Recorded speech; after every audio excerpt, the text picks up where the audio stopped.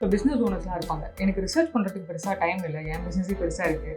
So ஆனால் என்கிட்ட fund நிறைய இருக்குது, நான் மாதத்துக்கு 1,00,000 கூட இன்வெஸ்ட் பண்ண ரெடியாக இருக்கேன். ஆனால் எனக்கு லோ ரிஸ்க்காக இருக்கணும். அவங்களுக்குலாம் என்ன மாதிரி ஆப்ஷன் இருக்குது சார்? நீங்கள் சொல்கிற மாதிரி ரிஸ்க் ரொம்ப வேண்டாம் அப்படின்னா நம்ம என்ன பண்ணணும், ஹைப்ரிட் ஃபண்ட்ஸில் போகணும். பாண்ட்ஸ் வந்து யூஸ்வலாகவே ரொம்ப சேஃபான இன்வெஸ்ட்மெண்ட் தானா? கரெக்டான பாண்டை வாங்கினா உலக அளவில் பார்த்தீங்கன்னா லாங் டேர்மில் வந்து நல்ல ரிட்டர்ன் தரக்கூடியது வந்து ஒரு 1995 ஸ்டார்ட் பண்ணையில் ஒருத்தர் வந்து 1,00,000 ரூபா ஒன் டைம் போட்டுட்டு விட்டுட்டார். இன்னைக்கு அதனுடைய வேல்யூ வந்து 3,63,00,000 ரூபா. போய் தோத்துடுறாங்க, பணத்தை விட்டுடுறாங்க, இழந்துடுறாங்க. ஆனால் மியூச்சுவல் ஃபண்ட் வந்து ஒரு சேஃபான ரூட்டு. எவ்வளோ நாள் வேணாலும் நீங்கள் போட்டுட்டு தாராளமாக மறந்துட்டு இருக்கலாம், வேணுங்கையில் போய் எடுத்துக்கலாம்.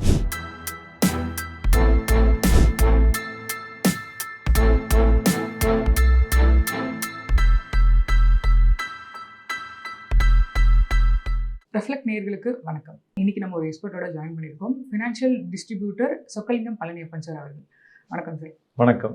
இப்போ பிஸ்னஸ் ஓனர்ஸ்லாம் இருப்பாங்க. எனக்கு ரிசர்ச் பண்ணுறதுக்கு பெருசாக டைம் இல்லை, என் பிஸ்னஸே பெருசாக இருக்குது. ஸோ ஆனால் என்கிட்ட ஃபண்டு நிறைய இருக்குது, நான் மாதத்துக்கு 1,00,000 கூட இன்வெஸ்ட் பண்ண ரெடியாக இருக்கேன். ஆனால் எனக்கு லோ ரிஸ்க்காக இருக்கணும், நான் ரிசர்ச்சே அந்த பக்கம் போகவே கூடாது, பண்ணவே கூடாதுன்னு நினைப்பாங்க. அவங்களுக்குலாம் என்ன மாதிரி ஆப்ஷன் இருக்குது சார்? ஜென்ரலாக வந்து அந்த டைம் ஹொரைசானை வச்சு தான் நம்ம போகிறோம். டைம் ஹொரைசான் வந்து மினிமம் எனக்கு ஒரு 5 இயர் தேவையில்லை, 10 இயர் நான் அதை டச் பண்ண மாட்டேன் அப்படின்னாங்கன்னா அவங்க ஃபுல் ஈக்குட்டியே போய்க்கலாம்.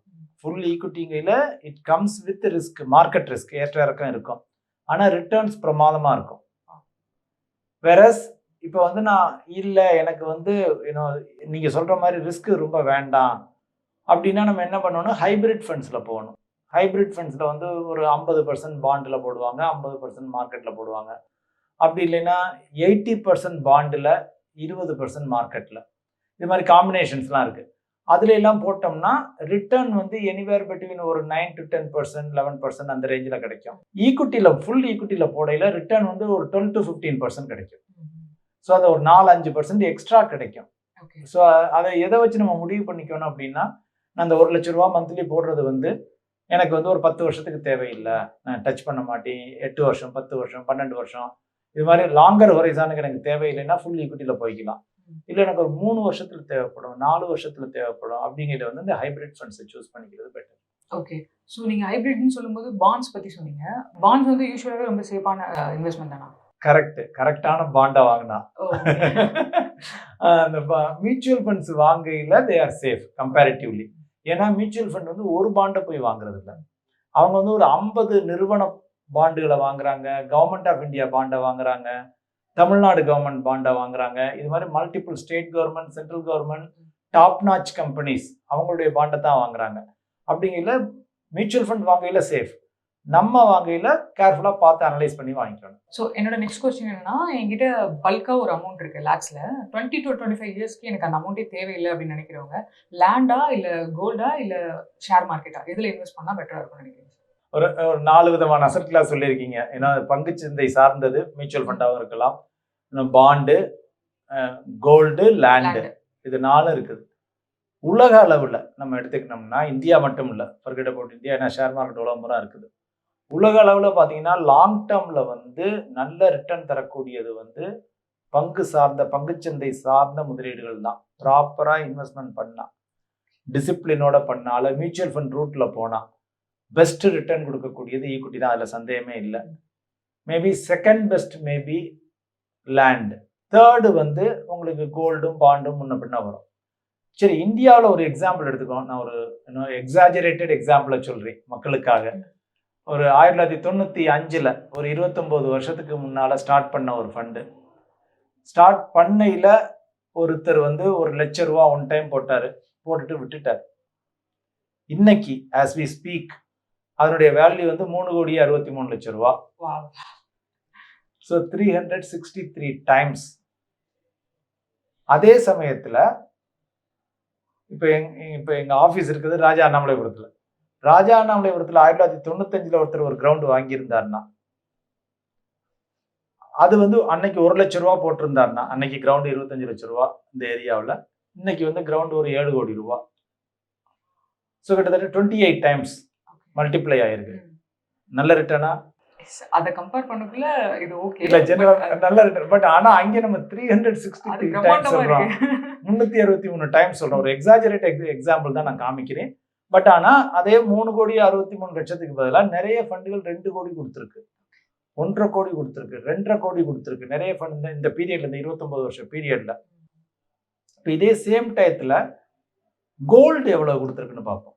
கோல்டு வந்து பாத்தீங்கன்னா 1 லட்சம் போட்டது இன்னைக்கு 15 லட்சமா இருக்கு அப்ராக்சிமேட்டா. ஏன்னா அன்னைக்கு வந்து கிராம் 450 ரூபா, இப்போ வந்து 6,500 ரூபா அப்ராக்சிமேட்டா. ஸோ 12-13 டைம்ஸ் அப்படிங்கிற 1 லட்சம் போட்டது 15 லட்சமா இருக்குது கோல்டு. நிறைய பேர் கோல்டு ஏறிடுச்சுன்னு துடிப்பாங்க. பட் ஆனா அந்த அளவு தான் ரிட்டர்ன். டெபாசிட் போட்டாலும் கிட்டத்தட்ட 1 லட்சம் இன்னைக்கு பாண்டு டெபாசிட்ஸ் ஒரு 9.5% போட்டிருந்தாங்கன்னா கூட அதுவும் இன்னைக்கு வந்து 1 லட்சம் 15 லட்சமா தான் இருக்கும். ஸோ இந்த ஈக்விட்டி மியூச்சுவல் ஃபண்டுகள்ங்கிறது வந்து ஒரு பவரானது. அது நமக்கே தெரியாது அதனுடைய இது. அது போட்டு வச்சுட்டு அமைதியா இருக்கிறவங்களுக்கு, இது வரைக்கும் என்ஜாய் பண்ணவங்ககிட்ட கேட்டிங்கன்னா எல்லாரும் சொல்லுவாங்க இது வரைக்கும். ஏன்னா இந்தியாவில் வந்து மியூச்சுவல் ஃபண்டில் முதலீடு பண்ணுறக்கூடிய குரூப் வந்து ஒரு 5-6% குறைவு தான். 100% மக்கள்ல 100 பேருக்கு ஒரு 5-6 பேர் தான் மியூச்சுவல் ஃபண்ட்ல இது வரைக்கும் பண்ணியிருக்காங்க. மீது 94 பேர் 95-96 பேர் பண்ணவே இல்லை. ஸோ அந்த யார் மியூச்சுவல் ஃபண்டில் போட்டிருக்காங்களோ அவங்க இந்த ரிட்டர்னை கேட்டிங்கன்னா அவ்வளோ சந்தோஷமா பேசுவாங்க. ரியல் டைமா அவங்களுக்கு தெரியும். அதனால வந்து ஆல்வேஸ் வந்து மியூச்சுவல் ஃபண்டுகள் தான் லாங் டேர்முக்கு உங்களுக்கு பெட்டர். எதுக்காக நான் ஸ்டாக்கை சொல்லலைன்னா, மியூச்சுவல் ஃபண்டுகளும் ஸ்டாக்ல தான், ஷேர்ல தான் போய் இன்வெஸ்ட்மெண்ட் பண்றாங்க. ஷேர்ல டைரக்டா இன்வெஸ்ட்மெண்ட் பண்றவங்க நிறைய பேர் கையை சுட்டுக்கிட்டுறாங்க, போய் தோத்துறாங்க, பணத்தை விட்டுறாங்க, இழந்துடுறாங்க. ஆனா மியூச்சுவல் ஃபண்ட் வந்து ஒரு சேஃபான ரூட். எவ்வளவு நாள் வேணாலும் நீங்க போட்டுட்டு தாராளமா மறந்துட்டு இருக்கலாம், வேணுங்கையில போய் எடுத்துக்கலாம். Okay fine. ஸோ நீங்க முன்னாடி சொல்லிட்டு இருக்கும்போது கூட சொன்னீங்க கோல்ட்ல இன்வெஸ்ட் பண்ணா ஃபியூச்சர்லயும் வளரதான் போகுது அப்படின்னு சொன்னீங்க. பட் இப்போ என்ன யோசிக்கிறாங்கன்னா, நான் ஒரு 10 வருஷம் முன்னாடி கோல்ட்ல இன்வெஸ்ட் பண்ணாம விட்டுட்டேன்னு ஃபீல் தான் பண்றாங்களே தவிர, இப்போ பண்ணா அடுத்த 10 வருஷத்துல என்ன ஆகும் அப்படின்னு யோசிக்க மாட்டாங்க. ஸோ அவங்க எல்லாம் என்ன சார் சொல்லுவீங்க? இப்போ பண்றது பெஸ்ட் ஆப்ஷனா இல்ல வேண்டாமா? இல்ல ஜெனரலா வந்து கோல்ட வந்து நம்ம எது மாதிரி பார்க்கணும் அப்படின்னா, நம்ம தேவைகளுக்கு தாராளமா கோல்டு வாங்கிக்கோங்க.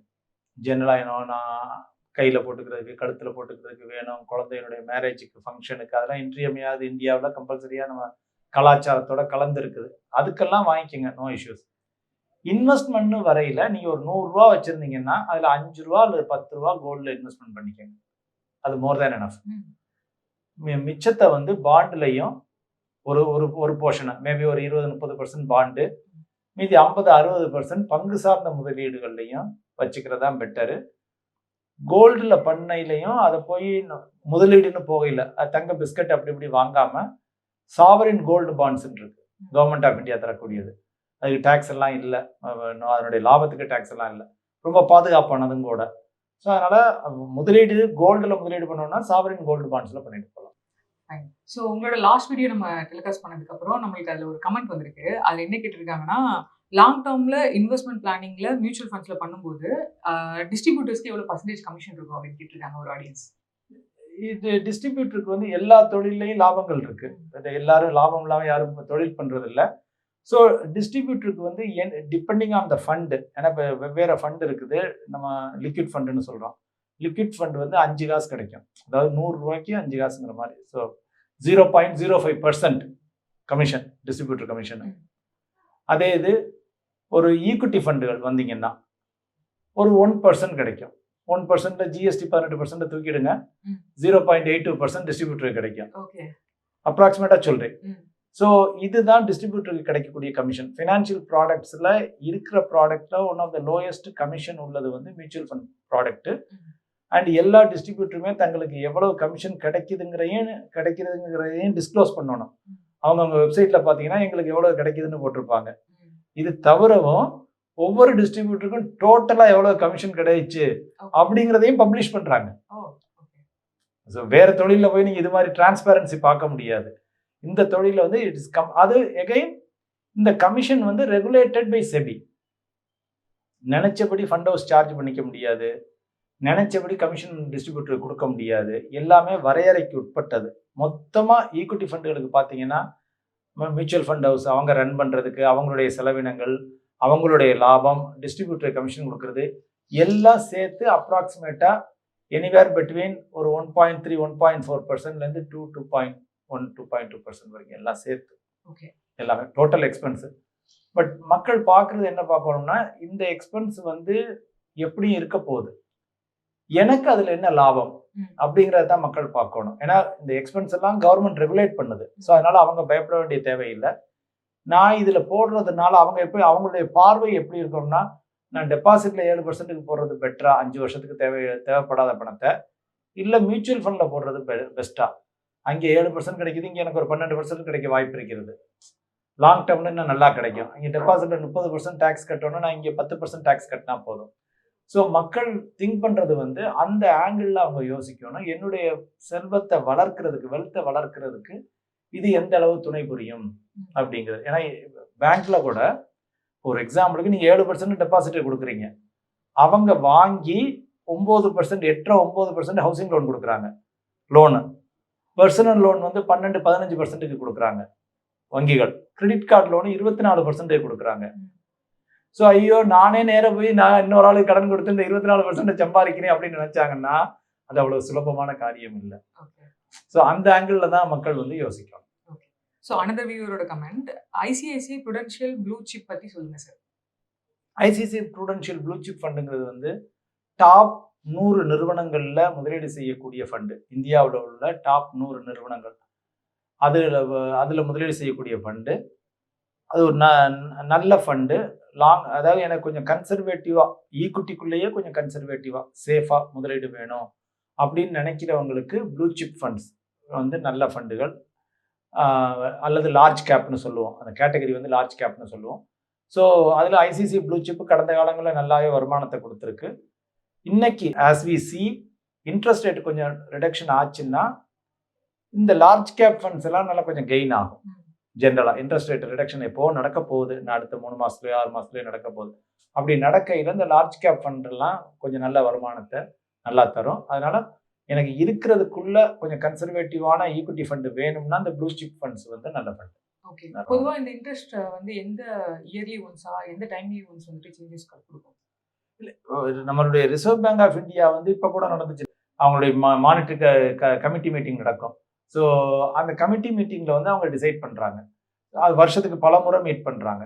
வருஷத்துக்கு பல முறை அப்பப்போ மீட் பண்ணுவாங்க. எக்ஸாக்ட் ஷெட்யூல் எனக்கு தெரியல. மேபி 2 months ஒன்ஸ் அது மாதிரி இருக்கும்னு நினைக்கிறேன். ஸோ அது எவ்ரி டைம் நடக்கையிலையும் அது பண்ணி இதை குறைக்கணுமா, கூட்டணுமா, நாட்டில் பணவீக்கம் எப்படி இருக்குது, இது எல்லாத்தையுமே அனலைஸ் பண்ணிட்டு தான் அவங்க வந்து டிசைட் பண்றாங்க. பட் இது வரைக்கும் இப்போ இன்னும் குறைக்கல. மேபி நம்ம ரிசர்வ் பேங்க் ஆஃப் இந்தியா வந்து அமெரிக்கன் கவர்மெண்ட் குறைக்கிறதுக்காக வெயிட் பண்ணிக்கிட்டு இருக்காங்க. அவங்க அங்கே குறைக்க ஆரம்பிச்சாங்கன்னா இங்கேயும் கொஞ்சம் குறைப்பு நடக்கும். Okay. Thank you so much sir. எங்களுக்கு நிறைய கிளாரிஃபிகேஷன் இருக்குது, எல்லாத்தையுமே கிளியர் பண்ணி கொடுத்தீங்க. So thank you so much. அடுத்த இன்டர்வியூல பார்க்கலாம். ஷூர். வியூவர்ஸ், உங்களுக்கு ஏதாவது ஃபினான்ஷியல் டவுட்ஸ் இருக்கு அப்படின்னா அந்த கமெண்ட்ல மென்ஷன் பண்ணுங்க. அடுத்த இன்டர்வியூல சார் கிட்ட கேட்டு இதே மாதிரி கிளாரிஃபை பண்ணிக்கலாம். தேங்க்யூ.